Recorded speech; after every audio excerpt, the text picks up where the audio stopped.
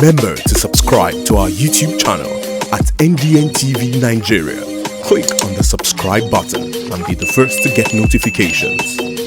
More reactions have continued to trail the concession of the Asaba International Airport to a private investor for a period of 30 years by the Delta State government.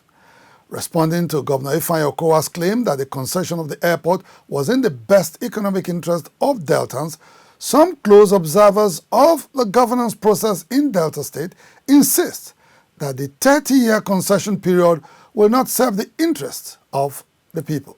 Correspondent Chika Abodozie has the details. The Asaba International Airport project was initiated in 2008 by former Delta State Governor Emmanuel Uduaghan as a passenger and cargo airport to harness the economic potentials of Delta State's proximity to the eastern industrial centers of Onitsha and Nnewi. The project gulped about 40 billion naira without a cargo session provided in its original design. Owing to the poor facilities provided in the airport, it was downgraded to a Category 3 airport by the Nigerian Civil Aviation Authority soon after it became operational. Upon his election in 2015, Governor AKUGHA said he committed huge funds to upgrade facilities in the airport and made efforts to run it effectively. After many years of operating the airport, Governor AKUGHA said the Delta State government was running at a loss and could no longer afford to spend scarce resources to manage the airport. According to the Delta State governor, the best option was to adopt a public-private partnership in the management of the airport. This informed the recent concession of the Asaba International Airport to FIDC Menzies Consortium as major shareholder with other technical partners for a period of 30 years. We are beginning as government without the knowledge on how to run an airport properly. We are beginning to spend more than we are able to get from the airport.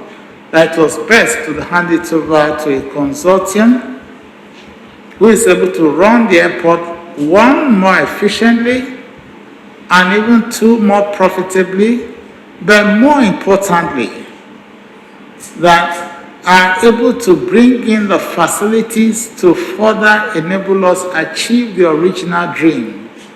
In line with the concessioning agreement, the concessionaire is expected to pay a signature bonus of 1 billion naira and an annual fees of 100 million naira to the Delta State government, which is estimated at about 5 billion naira within the 30-year period of the concession. Additionally, the concessionaire is expected to pay a royalty of 2.5% of its annual turnover and provide essential investments to the tune of 28 billion naira to effectively maintain and manage the Asaba International Airport for the Delta State government. It is done in the best interest of the people, and I'm sure that in the next 3 to 5 years, by the special grace of God, we will begin to reap the gains. We will be happy that that decision is taken.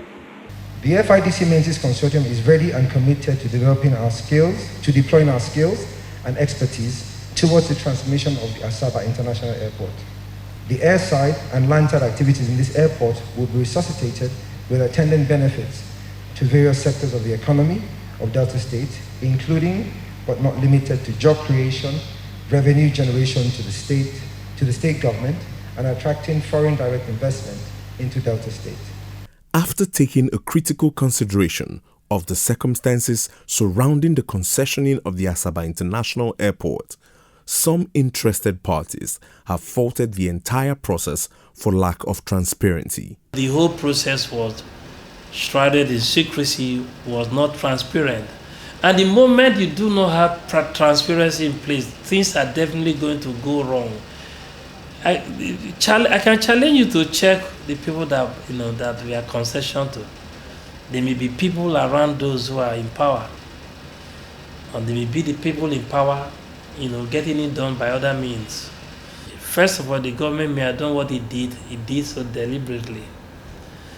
And we also recognize the fact that there is little the opposition can do, if at all you have what you can even call opposition. There are little civic engagement can do. There hardly any room for that. Everybody appears to be minding his own business. And then in the end, we suffer collectively. If you look at this transaction, it does not in any way have one dot of input from Deltans. The whole thing is fraught with shenanigans. What you have is a government of politicians by politicians for politicians. These people don't give a hoot about the masses. This is not democracy. This is politocracy. Government of politicians for politicians.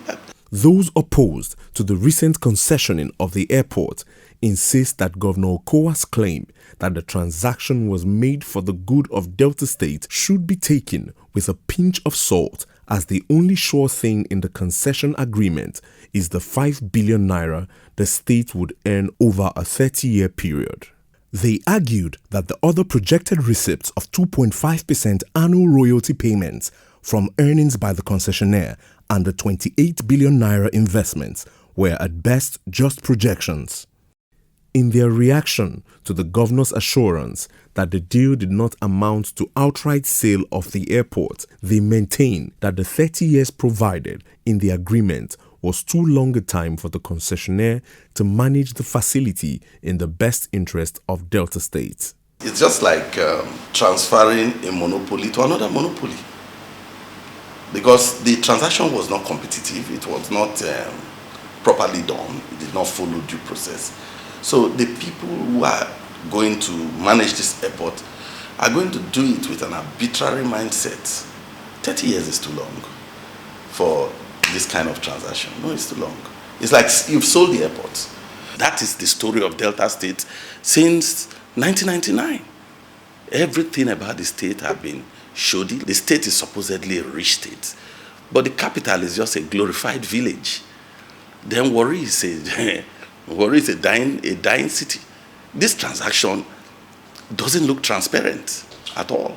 For his part, human rights lawyer Frank Tietie deplores the recent concessioning of the Asaba International Airport, which he says must be subjected to an anti-corruption test as it appears to confer undue advantage on the concessionaire. We have to subject it to an anti-corruption test. We have to subject it to a test of interest, ultimate interest for the people. In that case, there must be a sort of review of whatever concessioning agreement they have entered. And we expect in the immediate that as the review begins, they will put a halt to implementing whatever form of agreement that they have entered.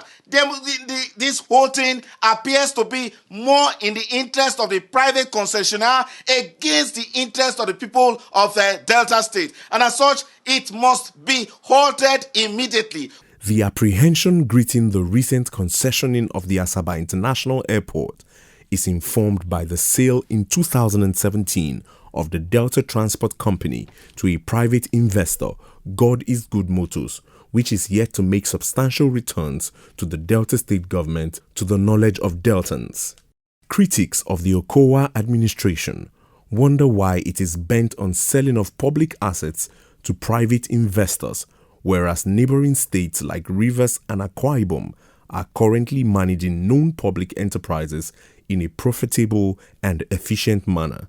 For instance, the government of Akwa Ibom State has effectively managed its airline, Ibom Air, which commenced flight operations on June 7, 2019.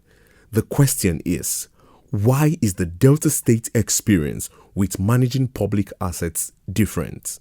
Perhaps this is a question the administration of Governor Ifeanyi Okowa will have to answer in fulfillment of its obligations to the people of Delta State. Inside the Niger Delta,